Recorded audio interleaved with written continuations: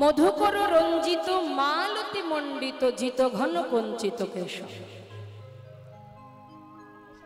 বাক্যটা খুব খটখটে, তাই না মা?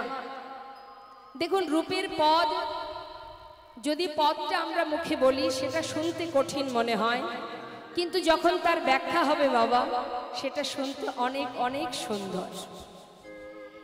কি বলছি? পদের মধ্যে, কথার মধ্যে, শব্দের মধ্যে মনটা দিতে হবে, তাহলে বোঝা যাবে। লীলা কথা অত সহজ নয়। যদি চিত্তটাকে স্থির করা যায় তবেই বোঝা যাবে। এটা তো আর অন্য কিছু নয়, এটা সেই অপ্রাকৃত জগতের লীলা। তার কথা বর্ণনা করা, যাকে চোখে দেখিনি তার কথা বলা কি সহজ ব্যাপার? বাবা, একটা দোকান থেকে মিষ্টি খেয়ে এসে যদি আপনাকে আমি বলি যে অমুক দোকান থেকে একটা মিষ্টি খেলাম, সেটা যে কি সুস্বাদু, সে আমি আপনাকে বোঝাতে পারছি না।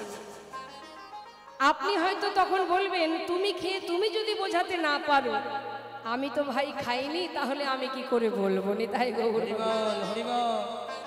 তাহলে যিনি সদা সর্বদাই ভগবানের কাছে থেকে, পাশে থেকে সাক্ষাৎ লীলা দর্শন করে পদাবলী লিখেছেন, তিনি বলছেন আমার সাধন হলো না, ভজন হলো না, আমার ভালোবাসা হলো না, তার ডাকা হলো না, আর আমি যাকে চোখে দেখিনি তার কথা বলা কি সহজ ব্যাপার না?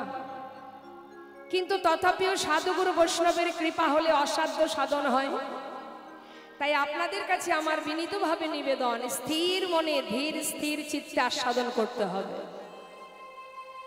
শ্রীধাম নবদ্বীপের মাঝে এক নদিয়া নাগরী, যিনি বেলি অবসান কালে সুরধ্বনি গঙ্গায় জল আনতে গিয়ে এক অপরূপ রূপের মানুষ দর্শন করে ঘরে ফিরে এসে আর এক নদিয়া নাগরীকে পাশে ডেকে বলছে, সই জানিস সজনী, আজ আমি বেলি অবসান কালে সুরধ্বনি গঙ্গায় জল আনতে গিয়ে আমি এমন এক রূপের মানুষ দর্শন করে এলাম, সেই রূপের কথা কাকে বলবো আমি বুঝে উঠতে পারছি না।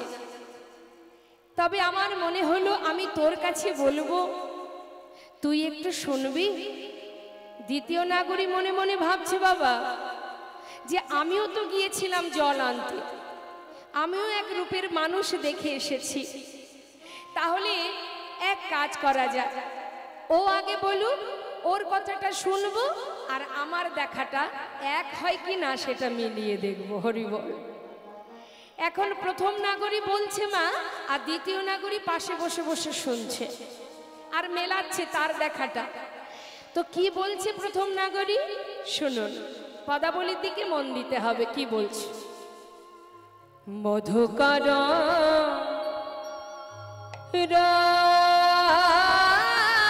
রঞ্জিত গরার মালতি মণ্ডিত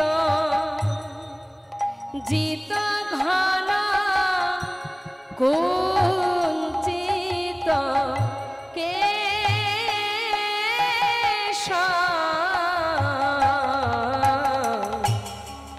মধুকর রঞ্জিত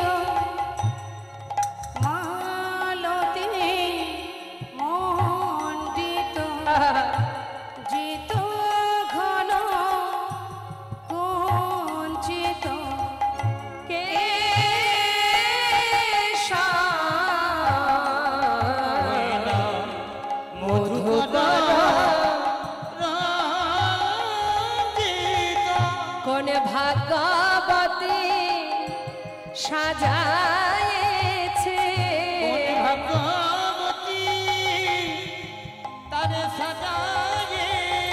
কোন ভাগবতী সাজায়েছে, কোন ভাগবতী সাজায়েছে, ওই না মালতীর মালা দিয়া, কোন ভাগবতী সাজায়েছে,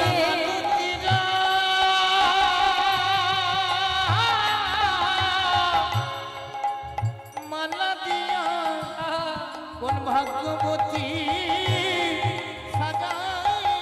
ওই না মালতীর মালা দিয়া আমার গোরা বন মালিকে মালতীর মালা দিয়া আমার গোরা বন মালিকে মালতীর মালা দিয়া ভাগ্যবতী সাজায়েছে। কি বলছে মা? প্রথম নাগরী বলছে, সজনী রে, আমি সুরধ্বনিতে জল আনতে গিয়ে সেই অপরূপ রূপের মানুষটাকে দর্শন করলাম।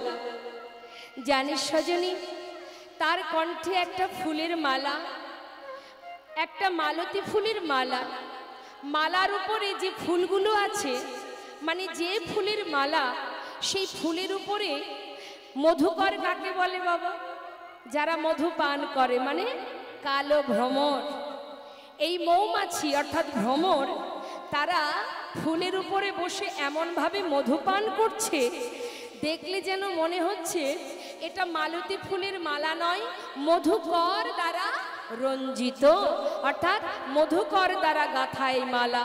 সজনী, যখন দেখলাম এক ফুল থেকে উড়ে আর এক ফুলে গিয়ে বসছে, তখন বুঝলাম এটা ভ্রমর দ্বারা রঞ্জিত নয়, মধুকর দ্বারা রঞ্জিত নয়, এটা মালতী ফুলের মালা। হরিবল হরিবল। জিত ঘন কুঞ্চিত কেশ, গৌরহরির মস্তকের যে চাচুর চিকুর কেশ, সেই কুঞ্চিত অর্থাৎ কোচকানো যে কেশ, সেটা তো কালো, চাচুর চিকুর কালো কুঞ্চিত কেশ, সেই কালো কেশকে জয় করেছে এই মধুকর। বললেন জিত ঘন কুঞ্চিত কেশ, তাকে জয় করেছে এই কালো ভ্রমর। সজনী রে, সেই অপরূপ রূপের মানুষ দর্শন করে আমার বলিতে যা ছিল, নারীর নারীত্ব বলিতে যা ছিল, সবে তার চরণে সঁপে দিলাম। হরিবল হরিবল। ওরে ও সজনী, বল বল এখন আমার কিবা হবে? সজনী রে, সেই ভুবন ভোলা নগরা রূপ দেখি আমার যে ব্যাধি হলো, বল সজনী রে, কি আর করবো আমি? শুধু তাই নয় রে, আরো কি দেখলাম জানিস? শোন সজনী, আমি দেখলাম আহা আহা তিলা কবি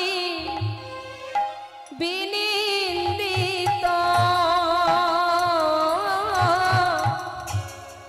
গোরার শশধর রূপ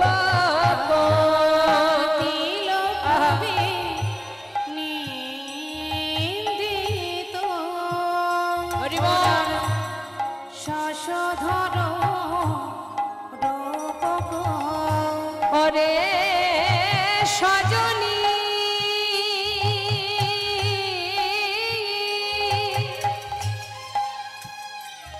কি বলবো সে রূপের কথা? সজনী রে,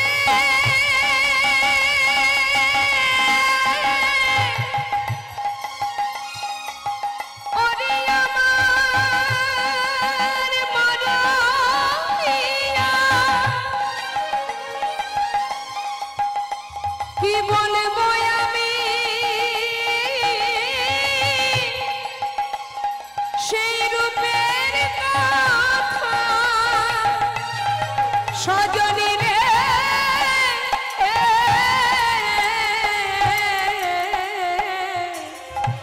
আহা দিলা ঘরের শশধর আহা যুবতী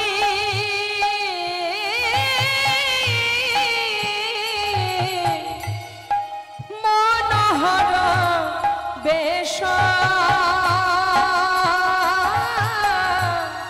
যুবতী মনোহর বেশ।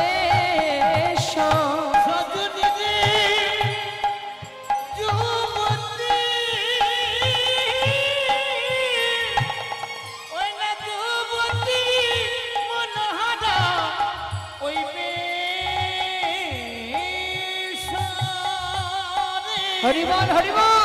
ওই না যুবতী মনোহর দেখলাম হরিচন্দনে সাজায়েছে, চন্দনে সাজায়েছে, আহা হরি বলা হরি বল। ওই বদন খানি দেখলাম হরিচন্দনে সাজায়েছে, হরি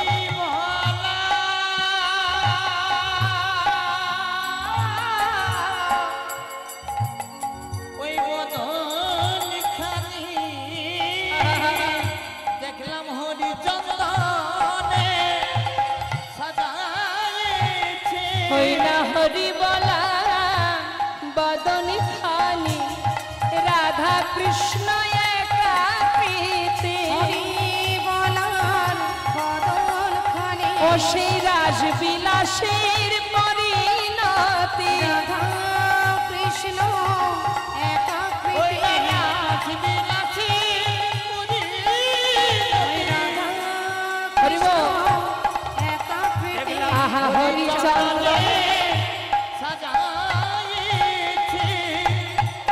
কথাটা কি বললেন বাবা?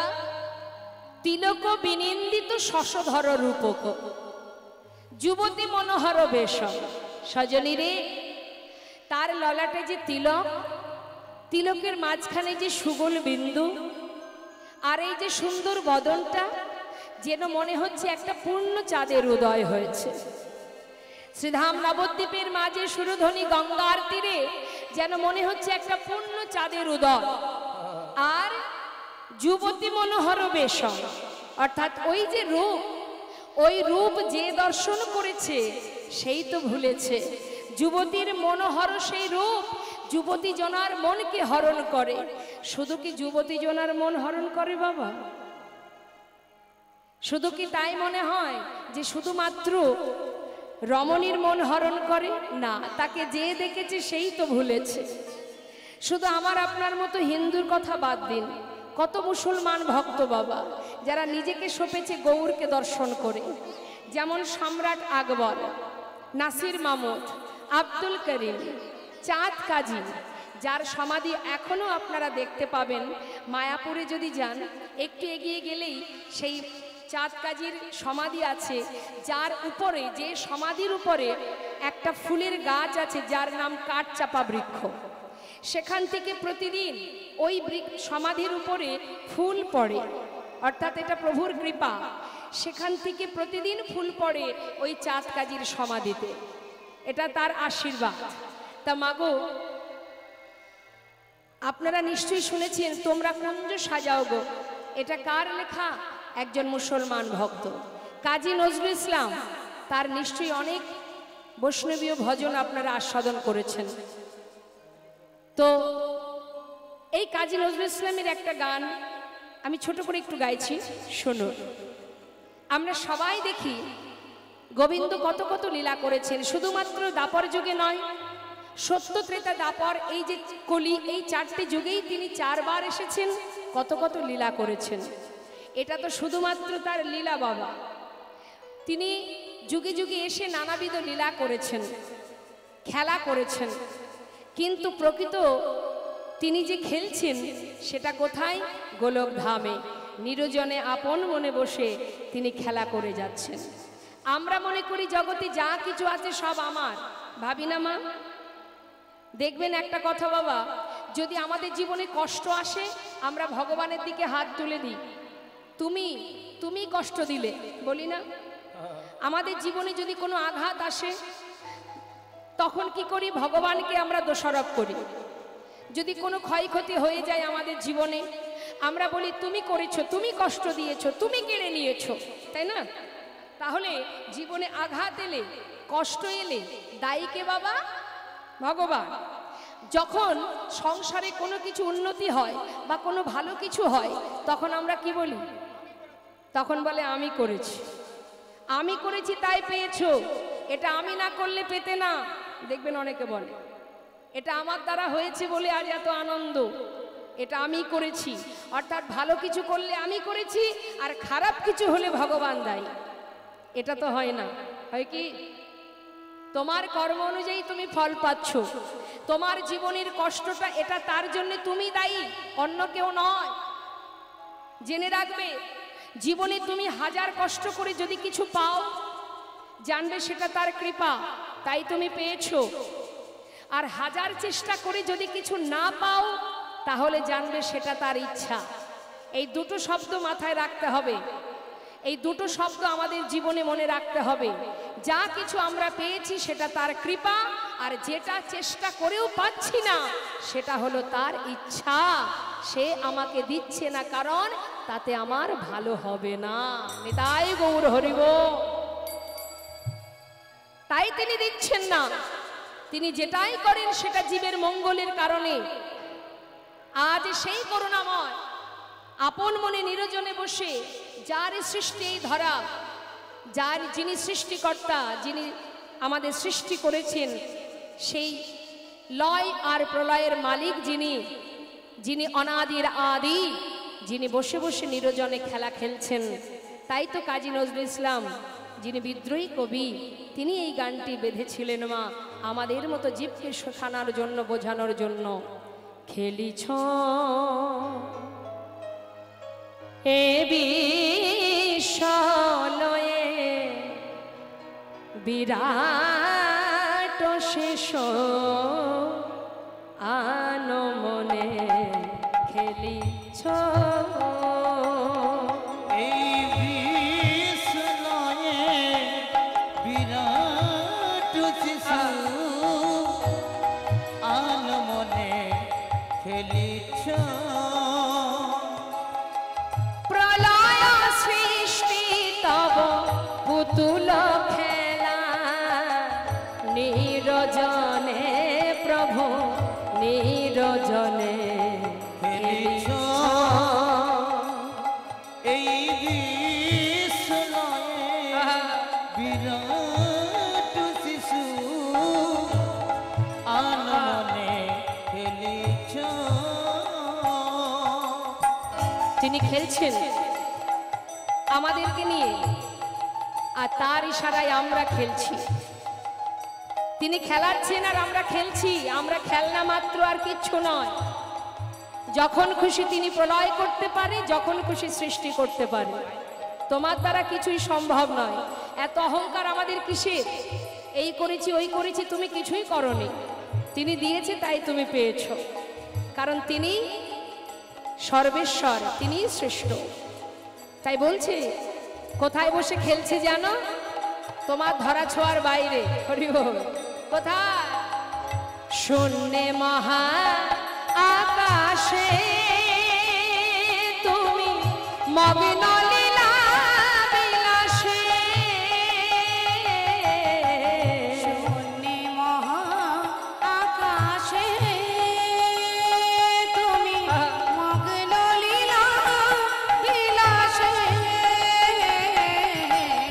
শূন্যে মহা আকাশে তুমি মগ্ন লীলা বিলাসে। ভাঙিছ গড়িছ নীতি ক্ষণে ক্ষণে, নিরজনে প্রভু নিরজনে খেলিছ এই বিশ্বলয়ে বিরাট শিশু আনমনে খেলিছ। হরি বল। আহা, তা তিনি যে খেলছেন তার খেলনাগুলো কি মা?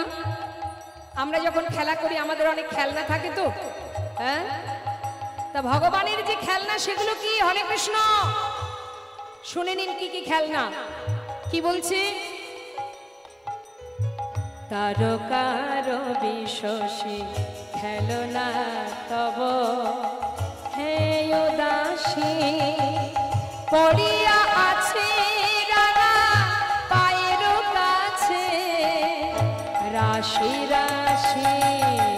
তারকার বিশ্বসী খেলনা তব হে উদাসী, দাসী পড়িয়া আছে রাঙা পায়ের কাছে রাশি রাশি নিত্য তুমি হে উদাস সুখে দুঃখে নিত্য তুমি হে উদাস সুখে দুঃখে অবিকার নিত্য তুমি হে উদাস সুখে দুঃখে হাসিছ খেলিছ তুমি আপসরে নিরজনে প্রভু নিরজনে খেলিছ তাই গৌর হরে গৌর হরে গৌর। কৃষ্ণয়ে বিরাট শিশু আনমনে খেলিছ এই কৃষ্ণয়ে বিরাট শিশু আনমনে খেলিছ। যারা বুঝেছে তারা ঘর ছেড়ে জনমের মতো চলে গেছে, যেমন সরগোস্বামী, জয়রূপ সনাতন ভট্ট রঘুনাথ, শ্রীজীব গোপাল ভট্ট দাস রঘুনাথ। যারা সংসারে বুঝেছে যা কিছু আছে সবই অনিত্য, সবই অসার, এখানে আমার বলতে কিছু নেই, তারা সর্বস্ব ত্যাগ করে আপন জনার সন্ধানে নিজের মানুষের কাছে, নিজের জনার কাছে চলে গেছে। আর আমরা যা কিছু নিয়ে বুকে আগলে বসে আছি বাবা, এগুলো কেউই আমার নয়। সুন্দর একটা বিচিত্র নাট্য মঞ্চে আমরা সবাই একের পর এক অভিনয় করে যাচ্ছি। কিন্তু তুমি কি জানো যে এই জগতে যাদেরকে নিয়ে তুমি আমার আমার করছো, এটা শুধু মোহ আর মায়া। মায়া ততক্ষণ থাকবে যত সময় তোমার ক্ষমতা থাকবে। যখন তোমার ক্ষমতা ফুরিয়ে যাবে, এই মায়া মোহ আর কিছুই তোমার কাছে থাকবে না। তখন তোমাকে তোমার ঘরে যেতে হবে। কিন্তু সময় চলে গেলে কি যাওয়া যাবে? অসময়ে পৌঁছানো যাবে বাবা? একজন বৃদ্ধ বাবা, যিনি উপরতলায় 3 তলার ব্যালকনিতে বসে সকালবেলা চা পান করছে, আর তারই সামনে দিয়ে রাস্তা দিয়ে একটা 8 বছরের বালক জপের মালা হাতে নিয়ে মালা জপ করতে করতে সকালবেলা যাচ্ছে রাস্তা দিয়ে। এখন হঠাৎ চিৎকার করে সেই বৃদ্ধ বাবা বলে উঠলেন, এই খোকা, এত তাড়াতাড়ি এই পথে নেমে গেলি? আহা! তখন সেই বাচ্চাটি উত্তর দিচ্ছে, দাদু গো, শুনেছি জগতে যা কিছু আছে এগুলো নাকি আমার নয়। আমার ঠিকানা, আমার ঘর, আমার আপন জন, সে নাকি এখানে নয়, গোলক ধামে, বৃন্দাবনে। তাই মাতা পিতা গুরুজন তাদের কথা মতো সকাল সকাল পথে নেমেছি, যাতে তাড়াতাড়ি সেই আপন ঘরে ফিরে যেতে পারি।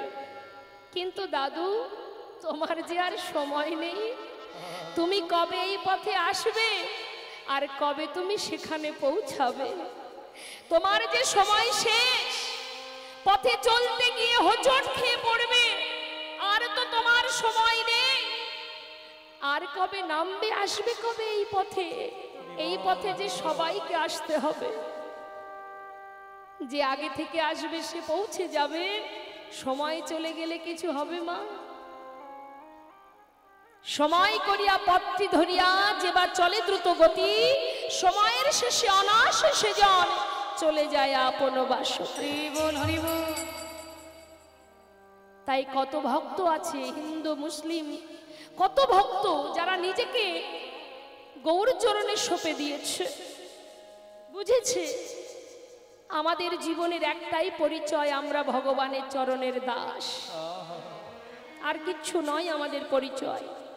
এই ইহজগতের পরিচয় সে তো দুদিনের জন্য, আজ আছে কাল থাকবে না।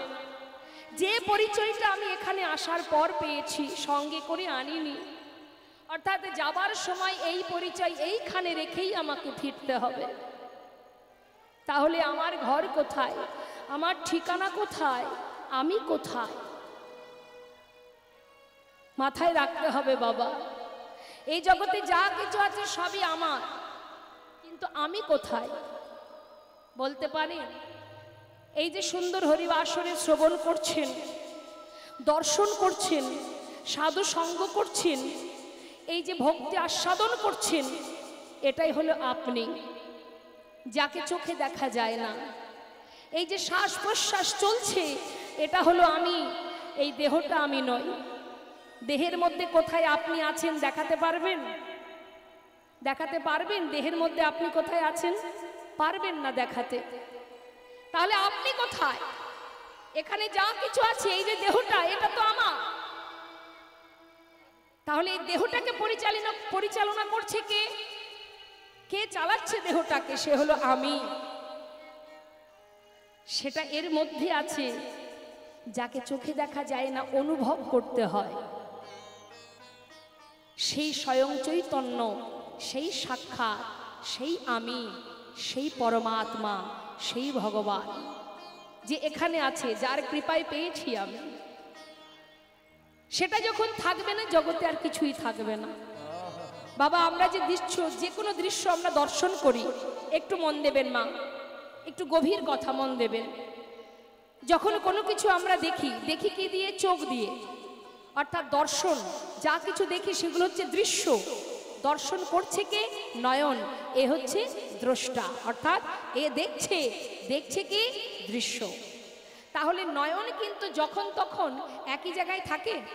নয়নের দেখাটা, চোখের দেখা বিভিন্ন সময় বিভিন্নভাবে পরিবর্তন হয়। কি একই রকম দেখে কি চোখ?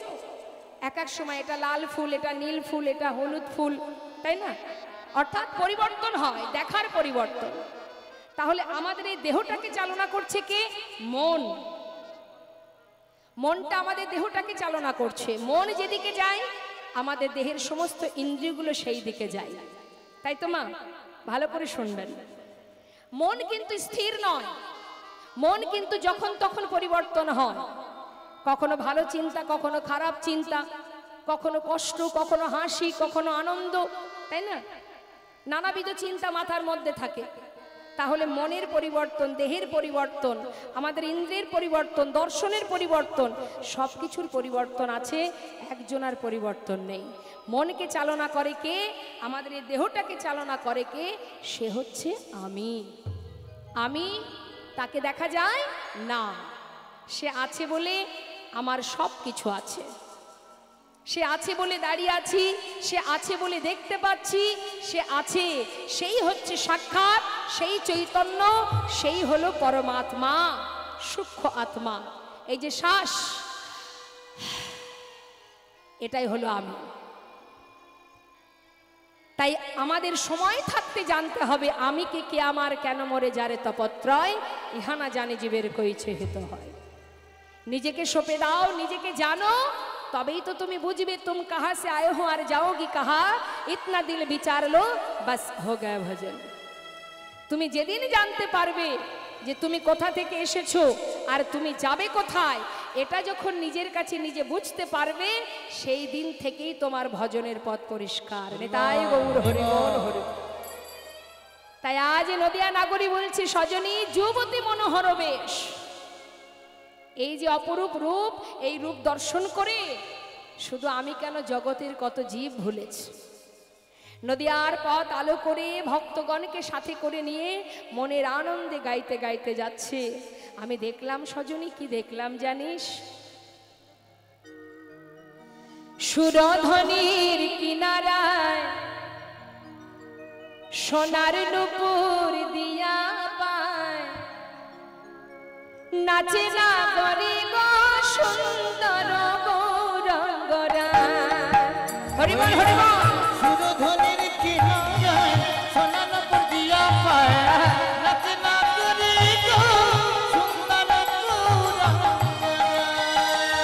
ওই সুরধ্বনির কিনারায় সোনা নূপুর দিয়া পায়, নাচে না করে গো সুন্দর গৌরাঙ্গরায়। আহা সুন্দর, আহা সুন্দর গৌরঙ্গরায়, নাগরি গো সুন্দর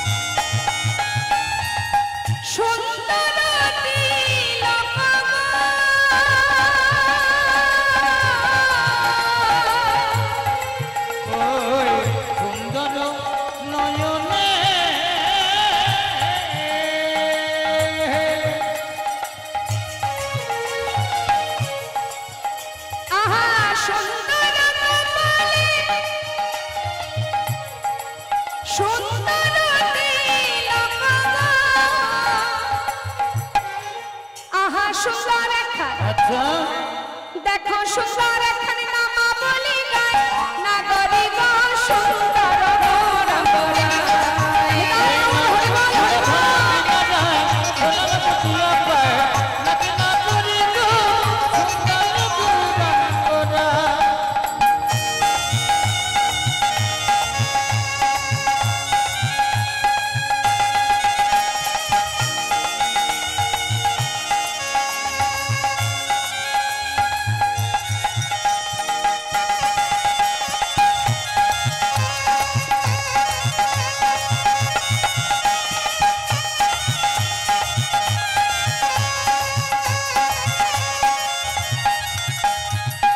কি বললেন সুন্দর নয়নে চাই গোরা যার পানে গো ওই সুন্দর নয়নে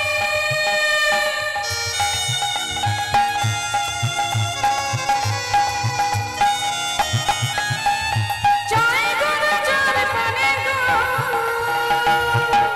বলুন দেখি সবাই এই যে সবাই অধীর আগ্রহ নিয়ে বসে আছেন যার কথা শুধু শ্রবণ করার জন্য শুনতে শুনতে সাক্ষাৎ যদি তার দর্শন পান তাহলে কি আর ঘরে যেতে পারবেন মা আহা তা সেই করুণাময় ভগবান তিনি যদি কারোর দিকে তাকায় তার অবস্থা কি হবে এই দেহটা সে তো পড়েই থাকবে সূক্ষ্ম আত্মাকে নিয়ে তিনি চলে যাবেন ও তার দেহ ছাইরা আহা দেহ ছাইরা মনটা লইয়া যায় নাগরি গো সুন্দর গোরা গোরা সুরধন কিনারায় সোনার দিয়া পায় রচনা করি গো সুন্দর গোরা গোরা সুন্দর গোরা গোরা আহা সুন্দর গোরা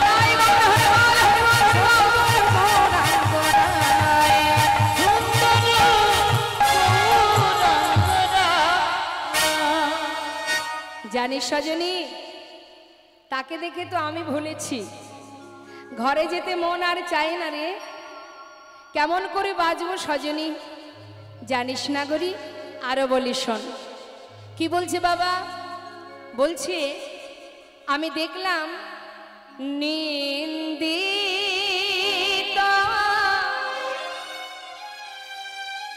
হাত গোরার কান্তি কালে নিন্দিত হাত গোরার কান্তি কালে বড় আহা গরবিত মারক মার প্রাণ সজনী গরবিত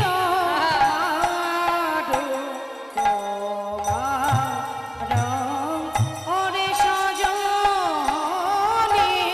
আমি কাঁচা সোনা কিসে বা গনে আমি কাঁচা সোনা কিসে বাগনে আমি কাঁচা সোনা কিসে বা গনে কাঁচা সোনা কিসে বাবনি আমার গৌরাঙ্গের রূপিলা বনি কাঁচা সোনা কিসে বাবনি অঙ্গে রূপলা বনে কাঁচা সোনা কিসে বাবনি গৌরাঙ্গে রূপলা বনে রাখো বানো হে মজিনে গৌরাঙ্গে রূপলা বনে রাখো বানো হে মজিনে গৌরাঙ্গে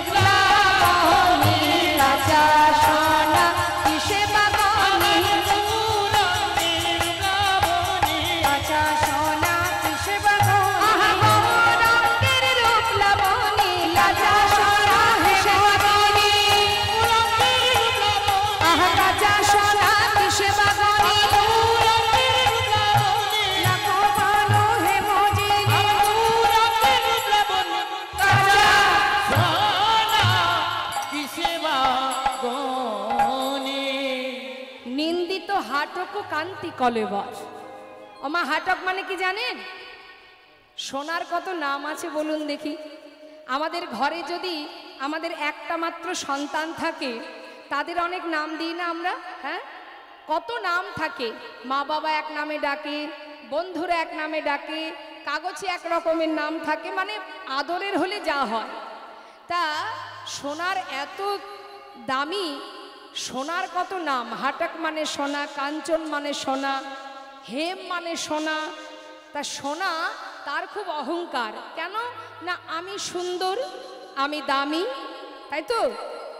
আমার মতো সুন্দর আর কেউ নাই। তা আজ নদিয়া নাগরী বলছে, সজনী রে, নিন্দিত হাটক কান্তি কলেবর। আমি দেখলাম ইহজগতের যে সোনা, সেই সোনা আজ নিজের গর্ব নিজে চূর্ণ করে সেই সোনা নিজেকে ত্যাগ করবে, বিসর্জন করবে কোথায়? আজ গৌর সোনাকে দর্শন করে সে নিজেই নিজের প্রাণ ত্যাগ করবে বলে ছুটে যাচ্ছে, আগুনে ঝাঁপ দেবে। এখন গৌর হরি পিছন থেকে ডাক দিয়ে বলছে, সোনা তুমি যাচ্ছ কোথায়? বলে, প্রভু এতদিন আমি গর্ব করতাম যে আমি সুন্দর, আজ আমি তোমাকে দেখে আমার সেই গর্ব চূর্ণ হয়েছে। যে ভুল আমি করেছি এর জন্য আমি আর বাঁচতে চাই না, ওই আগুনে নিজের প্রাণ ত্যাগ করব। তখন প্রভু বললেন, শোনো, তুমি যখন নিজের ভুল নিজেই বুঝেছ, এবার ফিরে এসো, আর তোমাকে আগুনে ঝাঁপ দিতে হবে না।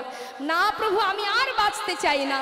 যতবার বলছে, গৌর হরি বললেন, তাহলে শোনো, আমিও তোমায় আশীর্বাদ দিলাম, তুমি যতবার আগুনে ঝাঁপ দেবে ততবার তোমার অঙ্গের জ্যোতি আরো বেড়ে উঠবে। তাই গৌর হরি বল, হরি বল।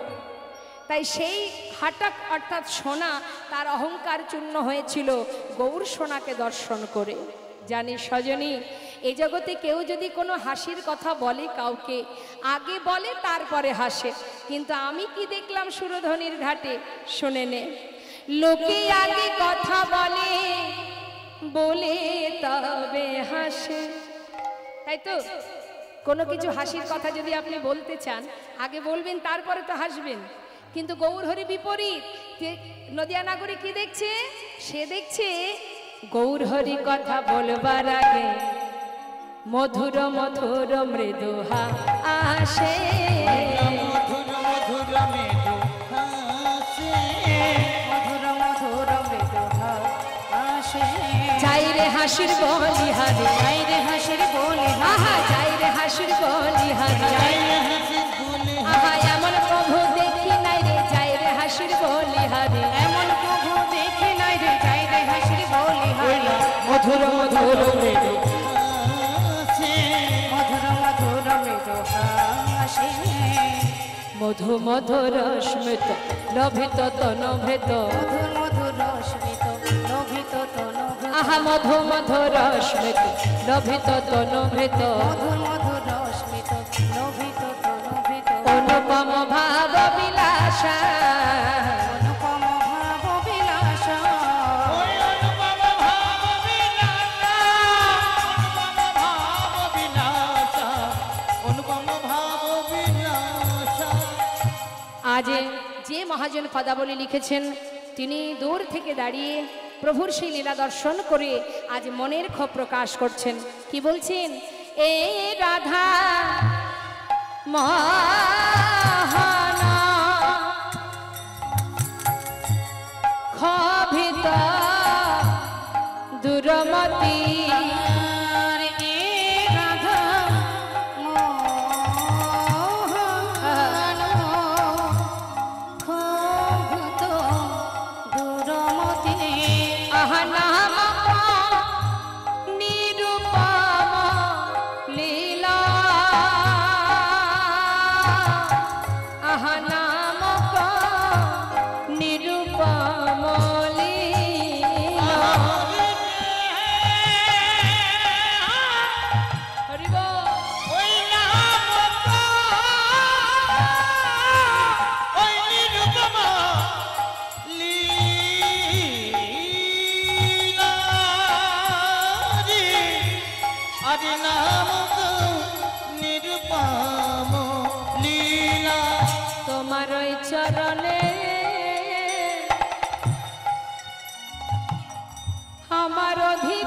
অধিকার দিও তোমার ওই চরণে আমার অধিকার দিও যেন যুগল সেবা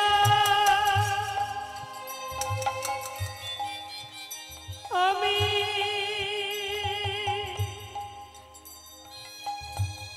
যুগল সেবা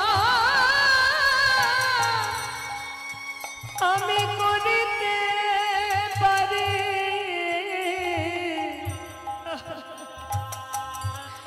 তোমার চরণ সেবা আমায় অধিকার দিও প্রভু গো তোমার যুগ সেবা আমি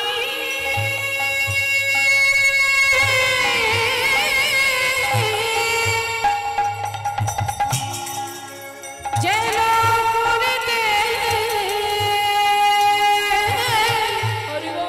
করিতে পারি আমি আর কিছু চাই না প্রভু সেবার অধিকার দিও কিছু চাই না প্রভু আমায় যুগল সেবার অধিকার দিও সেবার অধিকার দিও আমি আর তো কিছু চাই না প্রভু যুগল সেবার অধিকার দিও তোমার ওই চরণে অধিকার দিও আহা নামক নিরুপম লীলা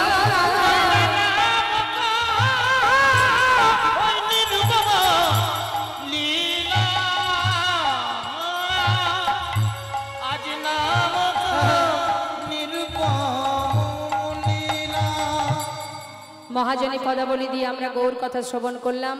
এবার আমরা সবাই চলে যাব বৃন্দাবনে মধুর মধুর ভগবানের সেই লীলা সদনে। তা চলুন যাই আমরা সবাই উলুধ্বনি হরিধ্বনি করে বৃন্দাবনের রাজার জয় দিতে দিতে চলে যাব। কে রাজা বৃন্দাবনে মা? জোরে বলুন। রাধে রাধে। তা চলুন আমরা সবাই রাধা নাম গাইতে গাইতে বৃন্দাবনে প্রবেশ করি। তারপরে আমরা রাধানি বদনে ভগবানের মধুর কথা রূপের কথা আস্বাদন করব।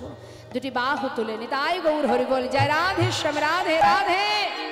রাধে বৃন্দাবন ধাম আচ্ছা অপার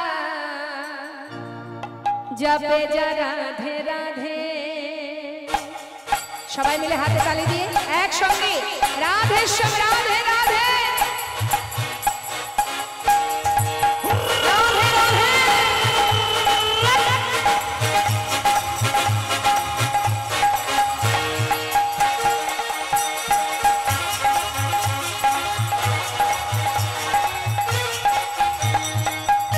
রাধে রাধে।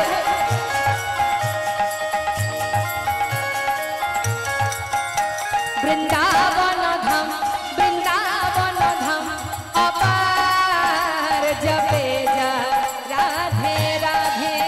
বৃন্দাবন ধাম বৃন্দাবন ধাম অপার জপে যা রাধে রাধে। জপে যা রাধে রাধে ভজে যা রাধে রাধে। জপে যা রাধে রাধে ভজে